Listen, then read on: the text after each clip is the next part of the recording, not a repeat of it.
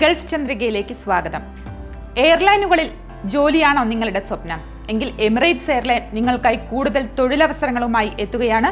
ഈ വർഷം 15,000 പേർക്ക് പുതുതായി തൊഴിൽ നൽകുമെന്നാണ് എമിറേറ്റ്സ് എയർലൈൻ പ്രഖ്യാപിച്ചിരിക്കുന്നത്. ദുബൈയിലും രാജ്യത്തിന്റെ പുറത്തുമുള്ള മറ്റു ഓഫീസുകളിലുമാണ് തൊഴിലവസരം. എയർലൈൻ വിപുലീകരണ പദ്ധതിയുടെ ഭാഗമായാണ് പുതിയ നിയമനം.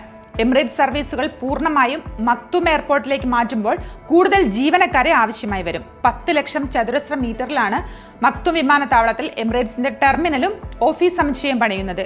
$9.5 കോടി നിർമ്മാണ ചെലവ്. വിവിധ ഘട്ടങ്ങളിലായാണ് നിർമ്മാണം പൂർത്തിയാക്കുക. ആദ്യഘട്ടം പൂർത്തിയാക്കാൻ ഏകദേശം 4 വർഷമെടുക്കുമെന്നാണ് കണക്കാക്കുന്നത്.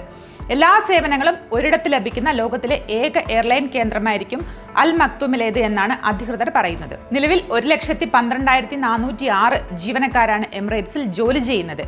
18 രാജ്യങ്ങളിലെ 26 നഗരങ്ങളിൽ തൊഴിൽ നിയമനത്തിനായുള്ള ക്യാമ്പയിൻ ഇനി സംഘടിപ്പിക്കാൻ പോവുകയാണ്.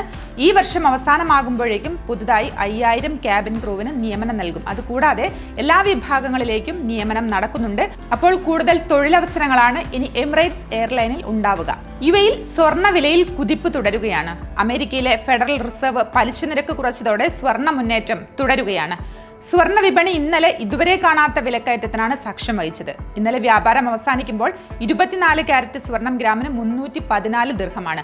ഏതാനും ആഴ്ചകളായി 300 ദിർഹത്തിന് മുകളിലാണ് സ്വർണത്തിന്റെ വിലയുള്ളത്. മലയാളികൾ പൊതുവെ ഉപയോഗിക്കുന്ന 22 കാരറ്റ് സ്വർണവും സർവകാല റെക്കോർഡുകൾ മറികടന്ന് ഗ്രാമിന് 290.75 ദിർഹമിലെത്തിയിട്ടുണ്ട്. 21 കാരറ്റിന് 281.5 ദിർഹവും 18 കാരറ്റിന് 241.25 ദിർഹവുമാണ് ഇന്നലെ വ്യാപാരം അവസാനിക്കുമ്പോഴുള്ള വില. കൂടുതൽ വാർത്തകൾക്കും വിശേഷങ്ങൾക്കുമായി ഗൾഫ് ചന്ദ്രികയുടെ ഓൺലൈൻ സോഷ്യൽ മീഡിയ പ്ലാറ്റ്ഫോമുകൾ സന്ദർശിക്കുക, സബ്സ്ക്രൈബ് ചെയ്യുക, ഫോളോ ചെയ്യുക.